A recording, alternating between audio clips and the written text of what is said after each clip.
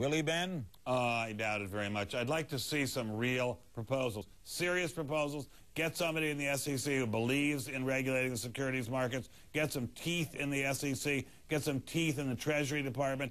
We've got laws on the books against fraud.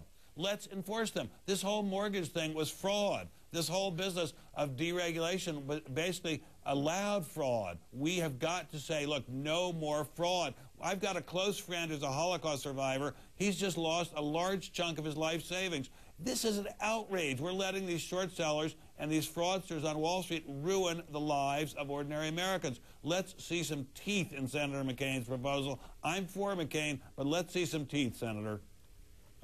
Robert, McCain said Obama's going to raise taxes. Now, I know you're part of you're an economic advisor to him. Straighten that out. Well, this is part of the McCain disinformation campaign, Larry, and I heard it again tonight with Donald Trump. That is simply not the case. Independent groups like the Tax Policy Center that have looked at the two campaigns and looked at the two sets of proposals have been very clear. What is going to happen? Well, John McCain is going to cut taxes for the very rich, but actually raise taxes for everybody else because he wants to get rid of the employer-provided that is now a tax-free health system. And what is Barack Obama going to do? He is going to reduce taxes for 95% of Americans.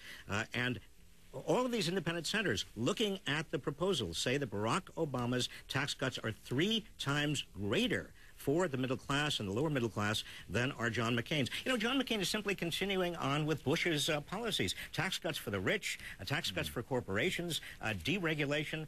And, you know, it's amusing to me how these Republicans, when they run for office, they become populists. They rail against big corporations. They rail against Wall Street. And then when they actually are elected, if they are elected, they embrace the very people that they were railing against. To be fair, Wall Street has its hooks into both parties. The people running Wall Street, the speculators, the powerful speculative interests, the Wall Street powerhouses have got their hooks deep into both parties. I'm terrified by the extent of Wall Street's power in this country. Well, Ben, let me agree with you. Let me agree with you in terms of Wall Street's political power, but let me disagree with you in terms of Barack Obama. I know the man. I have worked with the man. I know his policy team. I'm part of his policy team. I know that he is dedicated to cleaning up the mess, and he is not going to allow Wall Street to push him around. Well, okay, these guys are, hold it, guys. Sorry. Our guys aren't finished yet. They got a lot more to say right after the break. We need 100% guarantee that things are going to change. And you're not going to get it with John McCain. Senator Obama has never taken on his party. I've taken on my party. You know, gosh, that guy Obama's been talking about change, and that seems to be working, so maybe we should try to say it too. We've got to reform. We've got to reform the way the government does business. They were all saying, oh, it's experience, experience, experience.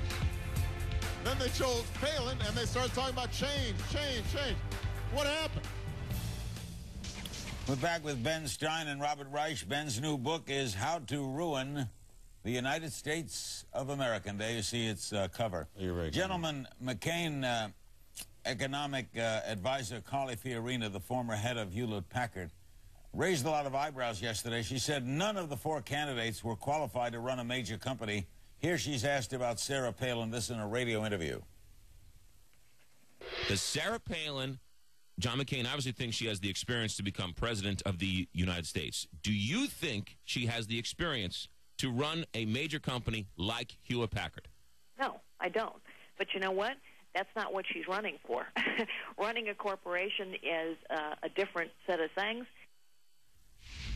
Any comment on that, Ben? I think Carly Fiorina is totally right. By the way, she's doing her hair or something different. She looks fabulous. But anyway, I think she's totally, completely, 100% right. It's a whole different skill set. Obviously, Mrs. Palin is quite intelligent. The issue is really whether she has the experience for the job. I think she's got enough administrative experience. But I'd like to see her locked up with somebody really smart in the world of economics like Warren Buffett, who I'm sorry to say is advising the other side, but maybe we could borrow him for a little while and have him explain to her just what's going on economically. I'd like to lock Mr. Buffett up with Mr. McCain, too. I mean, they're getting incredibly bad advice from somebody about these tax cuts. They've got to get some sensible advice. Maybe Mr. Reich would care to meet them.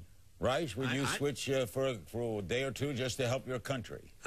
Well, to help my country, I certainly would, but I was going to have a suggestion to Ben Stein, who is agreeing with me on almost every issue tonight. Yeah.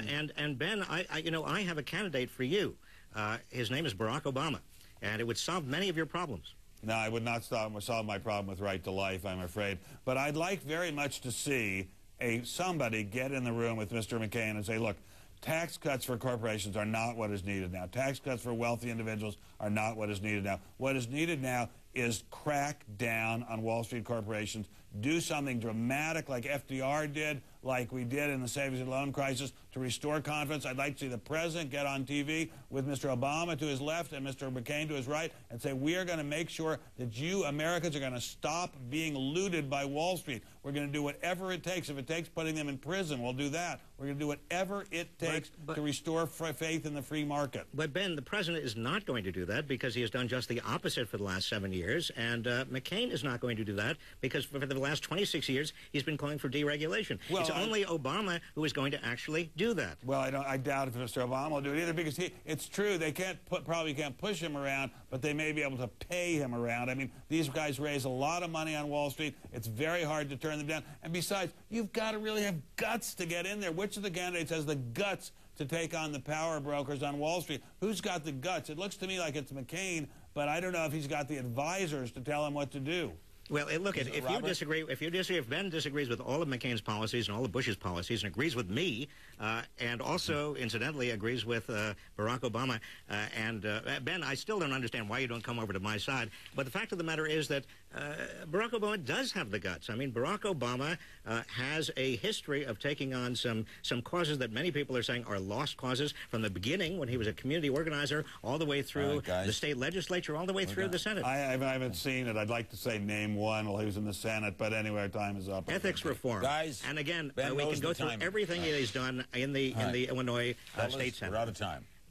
Ben Stein and Robert Reich, never dull. Sarah Palin unplugged, speaking without a script tonight. How does she do? Next.